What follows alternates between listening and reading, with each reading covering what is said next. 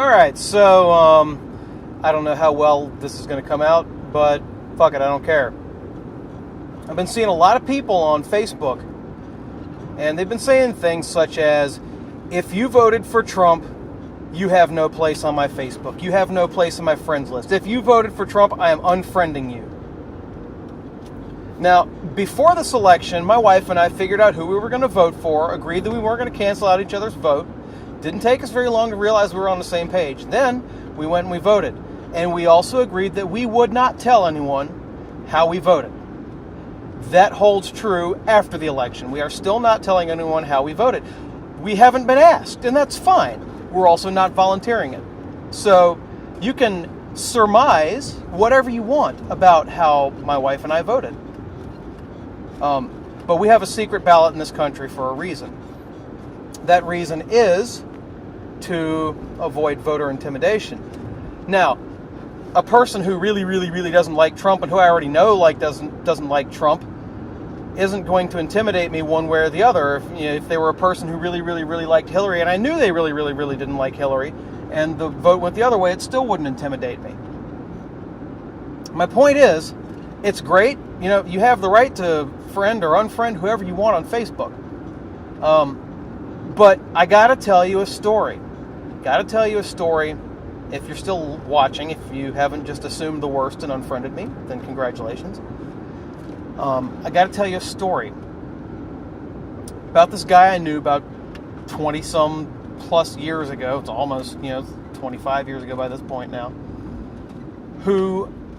This guy was, I'm not like using hyperbole. This guy was a legit, dyed-in-the-wool, racist, sexist, homophobe, and you could probably make the case that he was a misogynist too. I don't mean those as hyperbole or as exaggerations. This guy literally thought people of color, African Americans, Mexican Americans, anybody who wasn't white, anybody who wasn't of, European extraction, was inherently inferior. This guy thought that gay people needed to either be drug out in the street and shot, or at the very least kept away from the rest of society, because from either a religious standpoint they went against God, or from an evolutionary standpoint what they did was somehow against nature. He believed that women were probably all right, but were irrational and not capable of a lot of the mental acuity of men. He any other isms or phobias I didn't cover. He was kind of a dick. The fact is, he grew up in a redneck county in Virginia and had a lot of shit like this put into his head. Oh, he also didn't like Jews very much. He believed that the Jewish people were part and parcel the main problem. Hitler didn't do enough. That the Jewish people were part of this global conspiracy, and the international bankers and all them, and this all tied in to this notion that the Jews and the international bankers and the Trilateral Commission and the communist element in this country were all working to get the United States of America subjugated under the auspices of the United Nations to further the agenda of a one-world government. He believed that any day now, remember, we're talking like 92, 93, something like that. He believed that any day now, especially since Clinton got into office, Bill Clinton, he believed that any day now, it was going to be civil war, world war, one world government, and possibly literally the end of the world. He believed that anybody who would have voted for Clinton was irrational, blind to the obvious lies that the man was telling, blind to the agenda of whatever. This guy, he was basically unhelpable. There's no change in his mind. Now, were Facebook around at the time, such a guy would probably have been unfriended by a lot of people.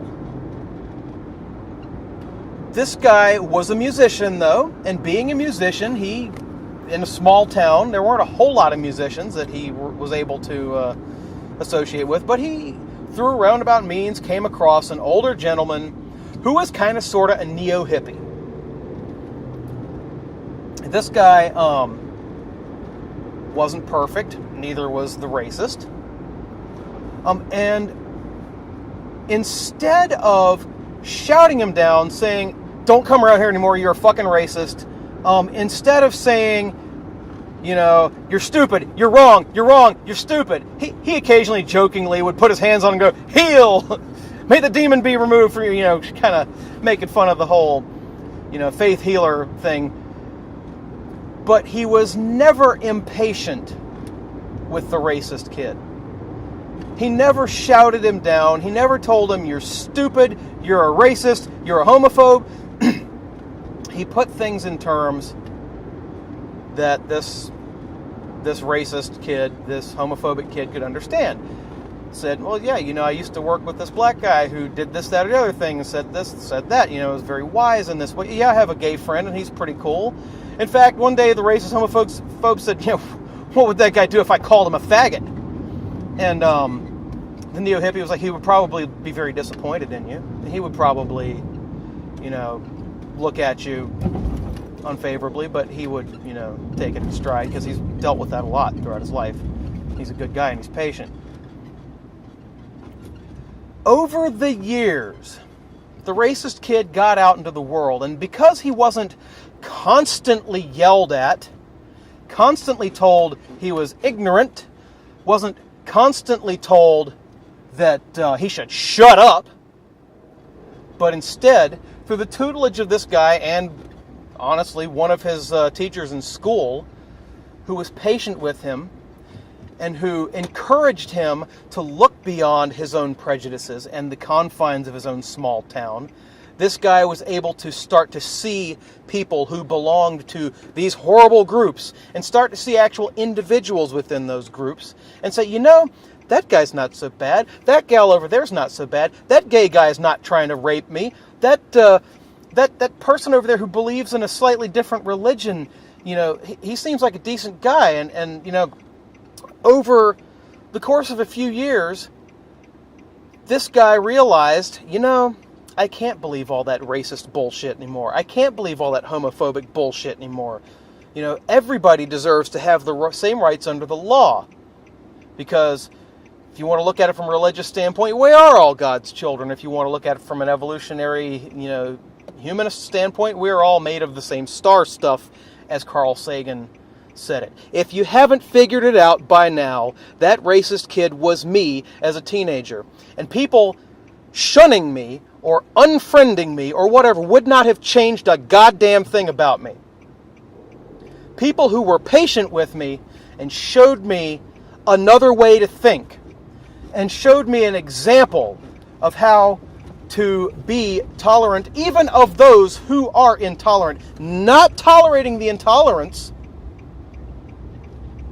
not name-calling, not labeling, not belittling, not insulting, but saying, I understand where you're coming from, and I think you're wrong, and here's another way to look at it.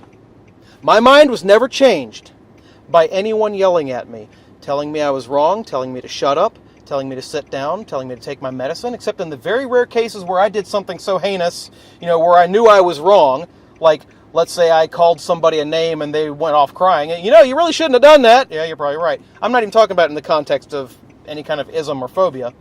I'm just talking about it in life in general. But wherever somebody was like, your worldview is wrong, and it's just wrong, shut up, that never changed anything about me or my personality. So, like I said, unfriend whoever you want. Block whoever you want. Argue however you wish. But if you want to change minds, lead by example, not by yelling. That's what I try to do every day. And no, at the end of this video, I'm still not going to tell you who I voted for. And if that's not good enough for you, act accordingly. Surf wisely.